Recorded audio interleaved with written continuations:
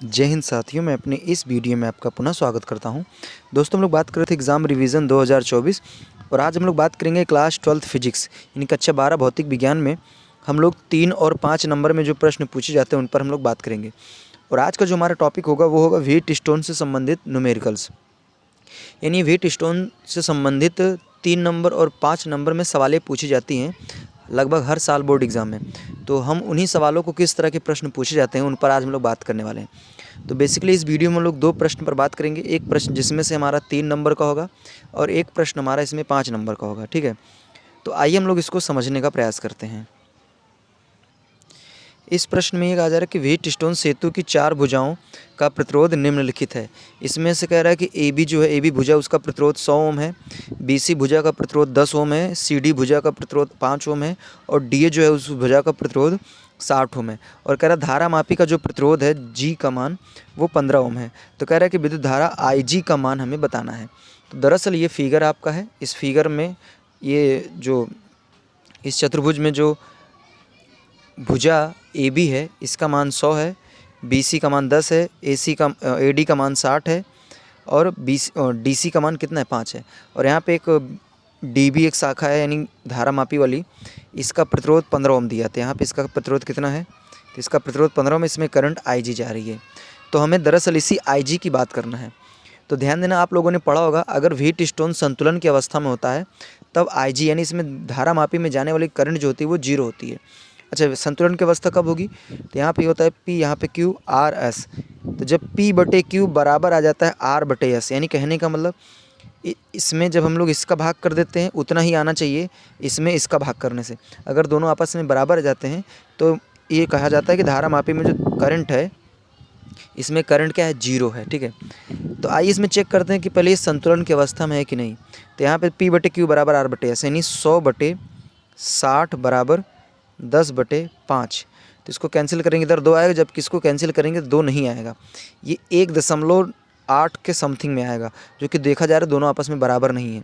तो बराबर नहीं है तो हम कह सकते हैं कि जो व्हीट स्टोन ये है असंतुलित है, यानी संतुलन की अवस्था में नहीं है। तो संतुलन की जब अवस्था में नहीं रहती है तो धारा मापी यानी इसमें आई में करंट जाती है, तो कितनी करंट जाएगी यही हमें क्या करना है, कैलकुलेट करना है। तो इसमें हम लोग आई का मान कैसे निकालेंगे, किरचॉफ के द्वितीय नियम से। तो किरचॉफ के द्वितीय नियम को हालांकि आपने पढ़ भी रखा होगा। उसमें क्या होता है, किरचॉफ के द्वितीय नियम में यह कहा जाता है कि किसी बंद परिपथ में समस्त वोल्टताओं का बीजगणितीय योग क्या होता है, 0 होता है। ये आपने पढ़ा होगा। तो हालांकि इसमें आप देखेंगे 3 लूप दिख रहे हैं। एक लूप दिख रहा है ए बी डी ए, एक लूप दिख रहा है बी सी डी बी और एक लूप दिख रहा है ए डी सी, उसके बाद फिर ए। तो हम लोग क्या करेंगे, इसमें तीनों को क्रम बाय क्रम लेंगे। अब यहाँ पे देखिए एक सेल है जो 10 वोल्ट का है, यहाँ से करंट मान लीजिए आई निकल रही है। ये करंट आगे से बढ़ते हुए जाएगी, यहाँ पे आएगी। अब इसको 2 रास्ता मिलेगा, एक इधर जाने के लिए, एक इधर जाने के लिए। तो मान लेते हैं इधर जो करंट है इधर I1 है, इधर करंट जो है वो I2 है, ठीक है। ये I1 करंट ऐसे आगे बढ़ते हुए यहाँ पे पहुँचेगी। तो अब देखिए इधर जो करंट जा रही IG, इसका मतलब जो I1 इधर गई थी उसी में से करंट IG निकल के चली आई। तो अगर हम बात करें इधर कितनी करंट जाएगी, तो इधर करंट जाएगी I1 माइनस IG, ठीक है। अब देखिए इधर से क्या हो रही है, इधर से I2 करंट आ रही है, ठीक है, यहाँ तक आएगी। अब इधर देखिए इसको अगर हम इधर भी करंट को भेजेंगे तो इधर एक ऑलरेडी IG आ रही है, ठीक है। तो इधर करंट नहीं जाएगी, ये I2 पूरी की पूरी करंट इधर आएगी। तो देखिए इसमें इधर से IG आ रही है, इधर से I2 आ रही है, ये दोनों यहाँ पे संधि मिल गए। अब दोनों इधर जाएंगे, ठीक है, दोनों करंट क्या होंगी, इधर जाएंगी। तो यहाँ पे अगर बात करें तो इधर हो जाएगा I2 प्लस IG, यानी कहने का मतलब अगर इस शाखा की बात करें तो इस शाखा में जो करंट है वो I2 प्लस IG होगी, ठीक है। तो आइए पहले हम लोग बात करेंगे बंद पास यानी बंद loop A B D A में, ए बी डी ए में। तो यहाँ से हो जाएगा, देखिए हम लोग पहले चलेंगे ए से बी, फिर बी से डी, फिर डी से ए चलेंगे। तो देखिए हम लोग इधर चल रहे हैं, करंट भी इधर ही है। तो करंट अगर हम लोग की दिशा में चलती है तो उसको ऋणात्मक में लेते हैं, तो यहाँ माइनस हो जाएगा। अच्छा, यहाँ पे हमें वोल्टेज दरअसल लिखना है, तो यहाँ का प्रतिरोध यहाँ का करंट लिखेंगे गुणा में। तो यहाँ पे प्रतिरोध कितना है, 100 है, करंट कितनी है, I1 है। उसके बाद हम लोग बी से डी की ओर चलेंगे। तो देखिए यहाँ पे धारा मापी का प्रतिरोध दिया 15 ओम और करंट भी इसी दिशा में है, तो माइनस में लेंगे। तो यहाँ हो जाएगा प्रतिरोध है 15, करंट है IG। अब डी से ए की ओर चलेंगे। तो देखिए हम लोग इधर से इधर चल रहे हैं, करंट इधर आ रही है, अपोजिट में है। तो धनात्मक चिन्ह मिलेंगे और यहाँ हो जाएगा 60 I2, क्योंकि करंट क्या है I2, और इनका समस्त बीजगणितीय योग क्या होता है 0 हो जाता है। तो अगर अब इसमें हम 5 से अगर भाग कर दें तो यहाँ से हो जाएगा माइनस का 20I1 माइनस 3IG प्लस 12 पंजे 60 यानी 12I2 बराबर में क्या आएगा 0 आ जाएगा। इसको समीकरण नंबर आप क्या दे दीजिए 1 दे दीजिए।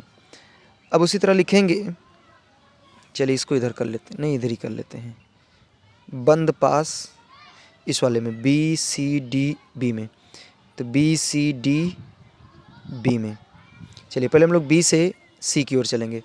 तो हम लोग करंट की दिशा में हैं तो माइनस में लेंगे, माइनस यहाँ पे प्रतिरोध है 10 ओम, करंट है I माइनस IG। फिर उसके बाद C से D की ओर चलेंगे तो ये करंट के विपरीत दिशा में है तो धनात्मक लेंगे। यहाँ पे प्रतिरोध है 5, करंट है I2 प्लस IG, ठीक है।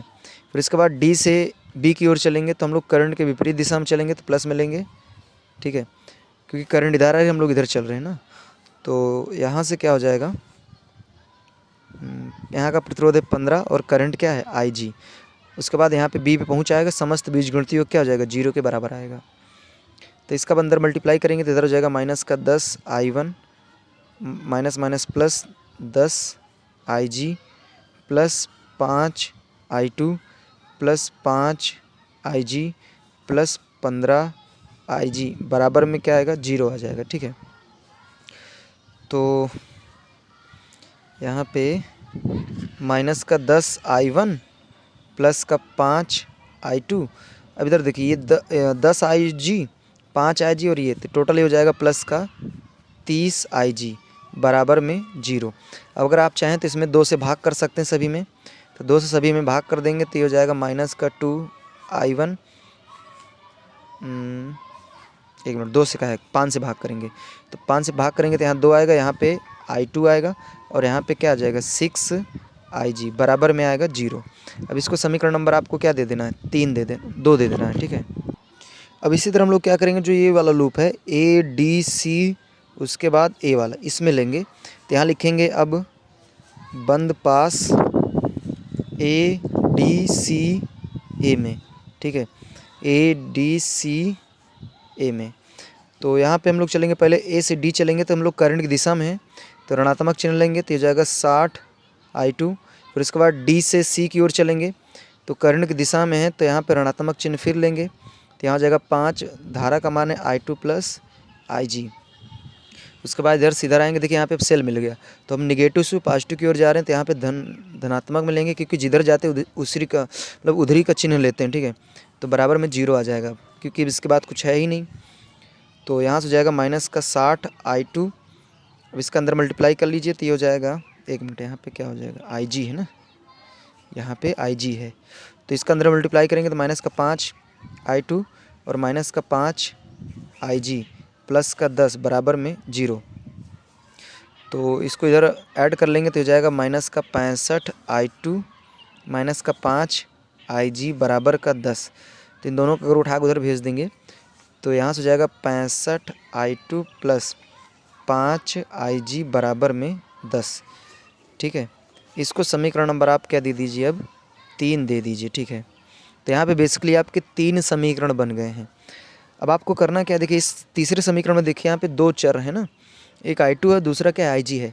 तो और इन दोनों में देख पा रहे हैं कि 1 और 2 में देख रहे हैं कि इसमें 3 है। तो हम क्या करेंगे, हम पहले और दूसरे को हल कर लेते हैं। इसमें एक लोग कट जाएंगे, जब एक लोग कट जाएंगे फिर इनके साथ हम हल वगैरह करके मान को निकाल लेंगे, ठीक है। तो चलिए आइए इसको करते हैं। अब अगर हम समीकरण 1 और 2 को हल करेंगे ना तो इसमें हम I1 को हटा देंगे यानी गैप कर देंगे। I1 को ही क्यों गैप करें, क्योंकि इस समीकरण में I2 और IG है, I1 है ही नहीं। तो इसलिए इसको अगर हल करेंगे तो इसमें से I1 को हटा देंगे। तो देखिए इसमें 20I1 है और इसमें 2I1 है। तो अगर समीकरण 2 में अगर हम 10 का गुणा कर दें तो दोनों आपस में 20 हो जाएंगे और बराबर मतलब माइनस कर देंगे, हट जाएगा। तो यहाँ लिखेंगे समीकरण 2 में 10 का गुणा करके समीकरण 1 से घटाने पर, समीकरण 1 से क्या करेंगे घटा देंगे। तो चलिए इसमें पहले हम लोग समीकरण 2 में 10 का गुणा कर देते हैं। यहाँ पे 10 का गुणा कर देंगे तो जाएगा 20 माइनस का 20i1 plus 10i2 plus 60ig बराबर में 0। हमने इसमें क्या किया, 2 में 10 का गुणा किया। अब एक वाले को चुपचाप ऐसे रख देंगे तो यहाँ हो जाएगा 20i1 माइनस का 3ig, एक मिनट यहाँ पे पहले i2 को लिखते हैं, तो 12i2 दिए हुए ना, 12i2, तो 12i2 उसके बाद फिर माइनस का 3ig बराबर में क्या हो जाएगा 0। अब इसको क्या करना है, घटा देना है, तो यहाँ पे चिन्ह बदल उठेगा, ठीक है, चिन्ह बदल उठेगा तो ये कैंसिल हो जाएगा, ठीक है। तो ये प्लस का 10i2 और ये प्लस का 12i2, तो हो जाएगा 24i2 और इधर हो जाएगा आपका प्लस का 63ig बराबर में 0। अच्छा, यहाँ पे एक मिस्टेक ये हो रहा है हमसे कि यहाँ पे देखिए, यहाँ पे प्लस का 12i2 है ना, तो हमने जब समीकरण 1 को यहाँ पर रखा तो हमने प्लस ना लिख के माइनस लिख दिया था, तो यहाँ पे माइनस होगा, ठीक है। तब इधर से घटाएंगे ना तो यहाँ पे माइनस का सिर्फ 2i2 आएगा, ठीक है। तो इसको उठा के उधर भेज देंगे तो इधर हो जाएगा 63ig बराबर हो जाएगा 2i2। तो i2 अगर निकालेंगे तो i2 बराबर हो जाएगा 63/2ig, ये होगा, ठीक है। अब इसी i2 का मान हमको क्या रख देना है, समीकरण इसमें 3 में रख देना है। तो लिखेंगे i2 का मान समीकरण 3 में रखने पर, तो ये हो जाएगा आपका 65 इंटू i2 का मान क्या हो जाएगा 63/2 प्लस 5ig बराबर में इधर आ जाएगा 10, ठीक है। तो चलिए इसका इसमें मल्टीप्लाई कर लेते हैं, तो गुणा करने से इसमें आएगा 4095/2 प्लस 5ig बराबर आ जाएगा 10, ठीक है। तो हम इसको उठा उधर भेज देंगे तो इधर हो जाएगा 5ig बराबर 10 माइनस 4095/2। तो एक मिनट यहाँ पे फिर से उसको फिर देखिए, यहाँ पे दरअसल IG भी था ना, तो यहाँ पे IG लिखना भूल ही गए हम, आज बहुत मिस्टेक हो रहा है। चलिए इसका इसमें मल्टीप्लाई करेंगे तो जाएगा 4095/2 IG प्लस 5ig बराबर में 10। तो चलिए इसको इधर गुणा करेंगे तो हो जाएगा 4095 IG प्लस इधर हो जाएगा 5 दूने 10 IG बटे में 2 बराबर का 10। तो इसको भी इसमें ऐड कर लेंगे तो हो जाएगा, इधर इसका गुणा कर लीजिए। चलिए इसको ऐड कर लेते हैं तो हो जाएगा 4105 IG, फिर इधर हो जाएगा 20, ठीक है। तो IG बराबर क्या आ जाएगा, ये हो जाएगा 20/41,500 ठीक है, 4105 इतना एम्पियर क्या होगी, करंट आ जाएगी।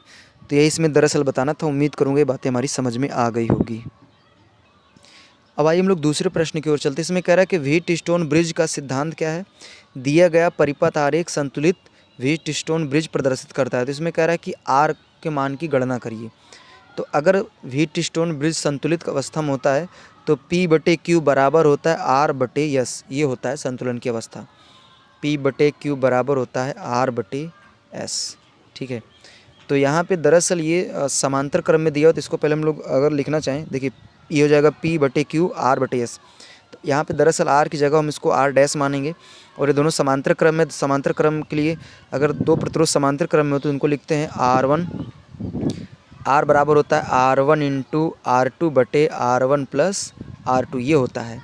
तो यहाँ पे R1 की जगह R है और R2 की जगह 15 है, तो इसको लिख सकते हैं R इंटू 15/R प्लस 15, इस तरीके से हम लिख सकते हैं इसको, ठीक है, R' को। तो यहाँ से लिख सकते हैं P/Q बराबर R/S। तो P का मान कितना दिया, 6। तो यहाँ लिखेंगे संतुलन की अवस्था में, इसको लिख दीजिएगा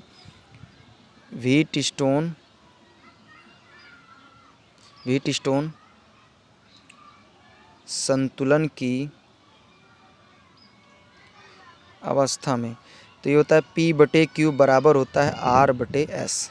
तो P का मान कितना दिया 6/3 बराबर हो जाएगा, इसका मान अभी मैंने निकाला है, तो ये आ रहा है 15R/R प्लस 15।